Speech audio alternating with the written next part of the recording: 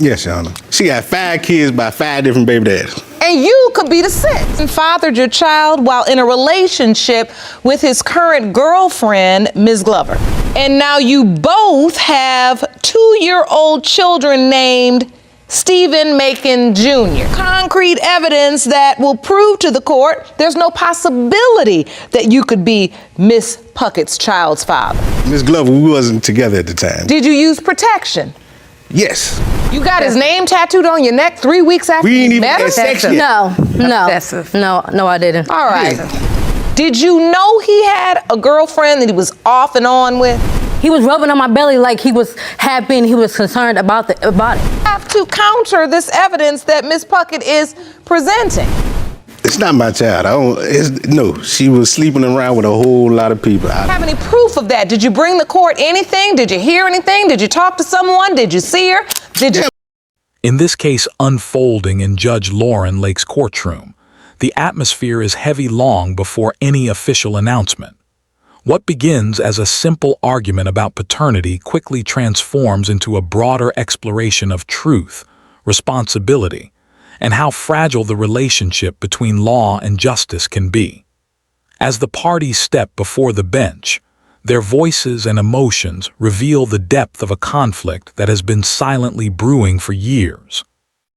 They have come seeking clarity, but clarity in family matters often arrives with consequences no one fully prepares for. Judge Lauren Lake immediately assumes control of the courtroom, addressing the individuals with a firm but compassionate tone. She recognizes that behind every DNA request, there is pain, confusion, and the fear that one wrong answer will rewrite an entire life. The mother stands firm in her claim, insisting that the man beside her is the biological father of her child. The alleged father denies it with equal intensity, presenting his own fragments of evidence and personal belief. Their arguments illustrate once again why people regret taking DNA tests when the truth they reveal does not align with the stories they have told themselves. From the beginning, Judge Lake makes it clear that the courtroom is not a place for chaos or manipulation. It is a place where evidence is weighed, testimonies are assessed, and children's futures are protected at all costs. She references legal principles in simple language, guiding both sides through the process so they understand exactly why each detail matters. Concepts like adverse inference in the Evidence Act come into play, especially when one party withholds information or avoids clarity. When someone refuses to provide proof or attempts to twist facts, Judge Lake reminds them that the law interprets silence as suspicion. Throughout the exchanges, the courtroom becomes a real-life lesson in the concept of justice in jurisprudence. Every statement presented by the parties raises deeper questions. What makes a parent? How much responsibility does one hold when a child's identity is uncertain? And how far should the law intervene when conflicting narratives collide in emotional turmoil? The mother presents her timeline, explaining the relationship, the conversations, and the commitments once made. She insists she was promised emotional support, stability, and a future. The alleged father responds by presenting his own version of events, portraying the relationship as temporary and chaotic. His statements reveal contradictions, and Lauren Lake wastes no time pointing them out. She reminds him that honesty in a courtroom is not optional, it is obligatory. At several points, witnesses are mentioned: friends, partners, former partners, and those who were indirectly involved in the turmoil. Their names surface as part of a broader, tangled story. The judge listens to every detail, knowing that even minor inconsistencies can determine the credibility of testimony. The situation escalates when digital evidence is introduced: messages, posts, and communication exchanged during the relationship. These messages reveal affectionate words, promises, and moments that contradict the alleged father's current denial. Judge Lake carefully reads them, noting how often private intentions differ from public claims. This entire conflict feels remarkably similar to the emotional themes often discussed in the Divorce Course podcast, where relationships break down not suddenly, but in stages, and where truth arrives slowly, piece by piece, until it becomes unavoidable. The mother speaks about the loneliness and confusion she faced, describing the fear of raising a child without support. The father insists he was misled or taken advantage of, showing resentment over actions he now regrets. The tension between them creates an emotional storm, yet Judge Lake's calm but firm tone anchors the room. The alleged father's current partner eventually becomes part of the conversation, adding her own version of the events. She tries to discredit the mother, describing situations that fueled her suspicion and frustration. Their rivalry shows how deeply cheating allegations, especially DNA test cheating stories, can destroy trust not only between the individuals involved but across entire families. Judge Lake warns both women about the danger of letting jealousy and anger overpower facts. She reminds them that the case is not about ego, nor is it about winning an argument. It is about determining the truth for a child who deserves certainty. As the discussion grows more personal, Judge Lake strategically brings the courtroom back to the core issue: DNA evidence. She emphasizes that while emotions run high, science remains objective. This is what makes DNA tests so powerful. They cut through doubt, fear, and manipulation. They dismantle lies and reveal reality with a level of precision the human heart often struggles to accept. Many people regret taking DNA tests, not because the test is flawed, but because the truth it reveals carries weight heavier than expected. The mother insists she remained faithful during the relevant timeline. The alleged father expresses doubt, referencing rumors, inconsistencies, and assumptions. Judge Lake listens but reminds everyone that gossip is not evidence. She explains how the adverse inference in Evidence Act allows the court to interpret evasive behavior as potentially indicative of withholding truth. When the alleged father becomes defensive, she calmly instructs him to remain focused. This case concerns the child's identity, not personal pride. The mother reveals emotional moments from her pregnancy, accusing him of being present at times, yet denying responsibility afterward. Photos, messages, and verbal promises are brought up. Each piece adds another layer to the narrative. The judge addresses each point methodically, highlighting contradictions and asking direct questions that force clearer answers. At several points, Judge Lake connects these real-life struggles to broader themes often discussed in legal storytelling platforms like the Game-Changing Attorney podcast, where attorneys analyze how a single moment or decision can change the entire direction of a case. This paternity matter indeed becomes such a moment, one where long-standing confusion meets undeniable scientific truth.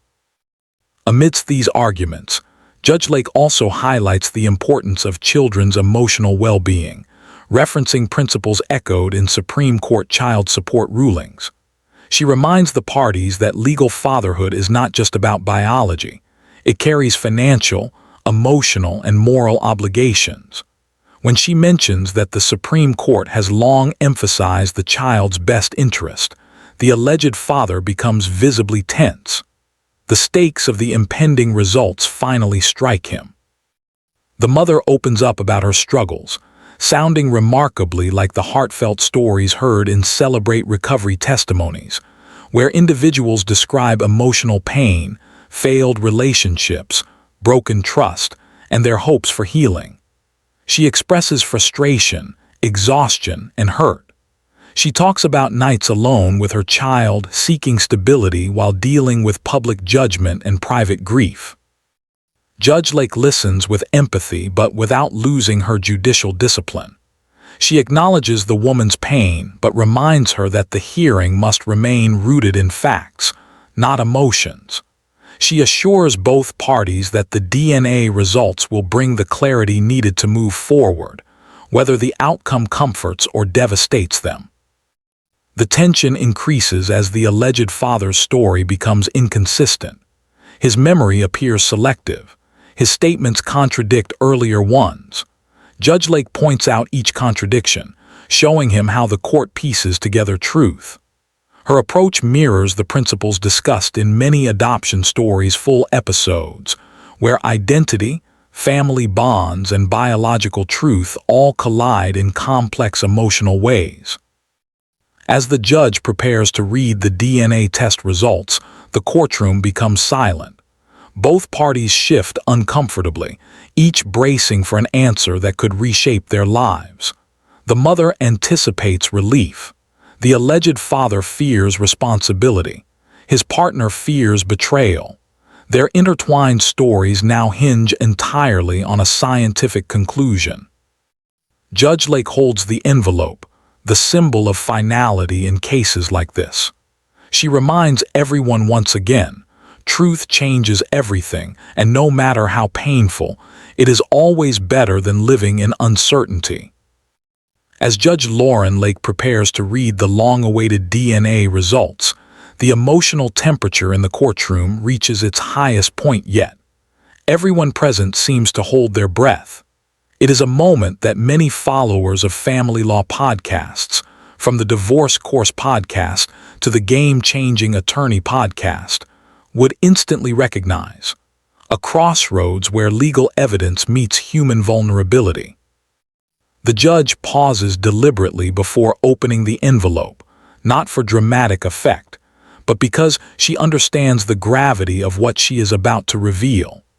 The future of a child rests in her hands, and she must ensure that both sides understand what truth really means in a courtroom built on justice.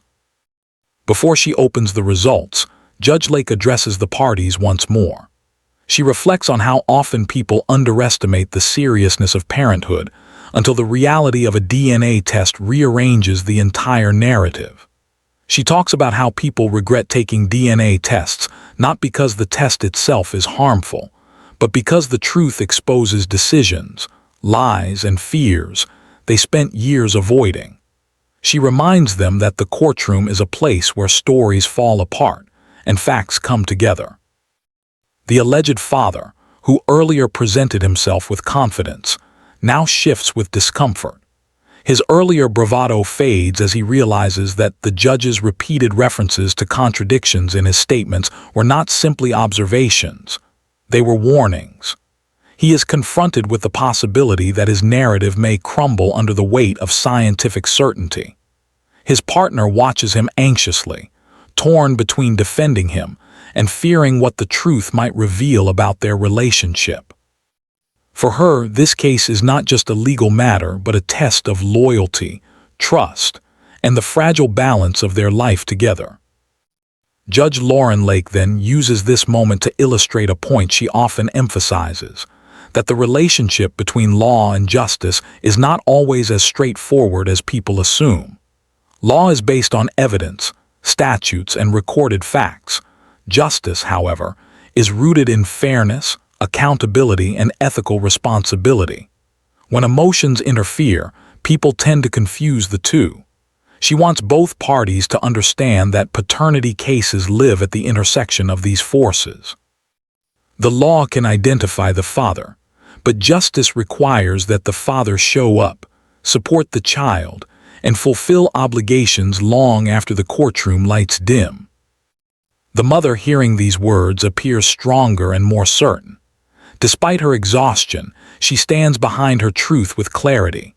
She knows the pain she endured during her pregnancy, the broken promises, the doubt, the loneliness. But she also knows that the truth, once revealed, can finally free her from uncertainty. Her voice earlier matched the tone of Celebrate Recovery testimonies, filled with hurt but also with hope. She is not here to punish the alleged father, she explains. She is here to give her child the certainty they deserve. Judge Lake opens the results. She reminds everyone that DNA is not influenced by arguments, emotions, or personal reputations. It is a scientific reflection of biological reality, one that speaks when conflicting stories cannot agree. As she begins to read, the air feels still. She repeats the names of the parties and the child, establishing the official nature of the announcement. The alleged father's shoulders tense, and the mother braces herself for confirmation. The results reveal the truth. The judge states it clearly and formally, leaving no room for misunderstanding. The alleged father is the biological father. The mother exhales in relief, and the alleged father visibly absorbs the blow that the truth has delivered. His partner looks both stunned and betrayed, realizing that the emotional investment she placed in defending him now stands on fragile ground. The judge waits patiently, giving the room a moment to process the news. She then immediately shifts into guidance mode, reminding the father that biology is not the end but the beginning of responsibility. She brings up principles often referenced in Supreme Court child support guidelines, explaining that the law requires not just acknowledgement but consistent support, emotional, financial, and parental. She clarifies that he cannot hide behind uncertainty anymore. The DNA test has removed all ambiguity. Whether he likes it or not, he is now accountable. At this moment, Judge Lake addresses another critical issue: the emotional damage caused by denial. She discusses how children, even at a young age, can feel the effects of rejection. She stresses that choosing to deny a child does not erase biological truth, and the consequences of such denial leave long-lasting scars. She reminds the alleged father that someday his child may ask hard questions, and he must be prepared to answer honestly. The mother speaks again, expressing gratitude for the confirmation but also sorrow for the emotional turmoil she endured. Her description resembles stories from adoption stories' full episodes, where identity, belonging, and the search for truth shape entire lives. She explains that she never wanted the child to live in confusion, and that today's results finally give her the clarity she needs to move forward. She hopes the father will now take his role seriously, not for her sake, but for the child. Meanwhile, the alleged father's partner, though emotionally shaken, attempts to defend him again. She argues that the situation was complicated, that misunderstandings played a role, and that they both were under pressure. Judge Lake listens attentively but emphasizes that regardless of the emotional complexities, the truth remains the truth. She reminds the partner that while loyalty is valuable, it should never blind someone to responsibility. She tells her that relationships tested by moments like these either grow stronger through honesty or collapse under the weight of denial. Judge Lake then dives deeper into legal analysis. She explains that today's case demonstrates how an adverse inference in the Evidence Act can come into play when individuals avoid facts or distort their stories. Had the alleged father continued withholding information, the court could have interpreted his behavior unfavorably. She makes sure everyone understands that openness and cooperation are essential in legal proceedings. Courts do not punish people for uncertainty, she clarifies, but they do demand truth. The emotional exchanges in the courtroom remind her, and the audience following the case, how frequently people bring their personal fears into legal battles. These fears distort timelines, rewrite memories, and create versions of events shaped more by emotion than reality. This case mirrors the themes often discussed in DNA test cheating stories, where infidelity, loyalty, and hidden truths collide. People make decisions driven by desire, jealousy, insecurity, and sometimes desperation. But DNA does not care about emotion. It is a final, scientific answer. The alleged father, though humbled, begins to show signs of acceptance. He attempts to explain his earlier doubt, citing rumors, confusion, and emotional conflict. But Judge Lauren Lake holds him accountable.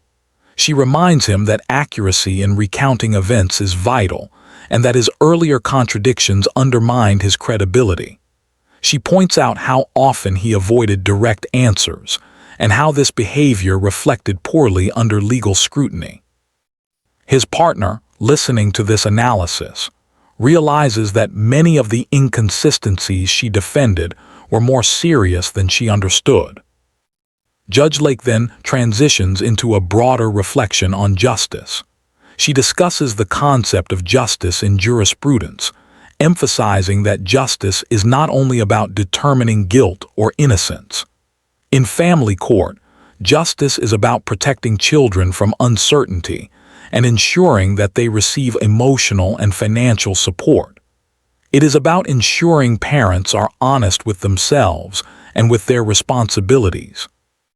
She tells the courtroom that the legal system exists to protect the vulnerable, not to reward adults for clever storytelling or manipulation. In her characteristic style, she connects the emotional weight of the case to themes explored on the Game-Changing Attorney podcast, where attorneys emphasize how a single moment of truth can change the entire trajectory of a case. She emphasizes that this case will change the course of this family's future. The alleged father's decisions from this point on will define not only his child's life, but his own integrity as a man and father. She also reflects on the mother's emotional resilience.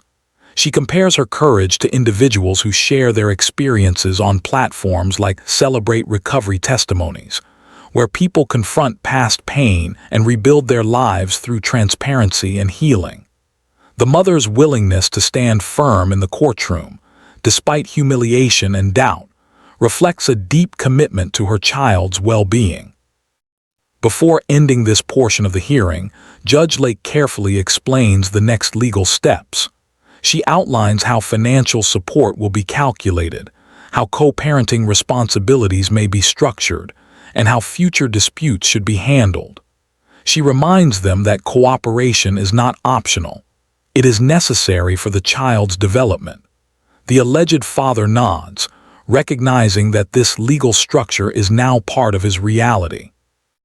The judge's final remarks before moving to the next stage echo the lessons often shared on the Divorce Course podcast, where experts explain how people must navigate complicated emotional terrain while still honoring legal responsibilities.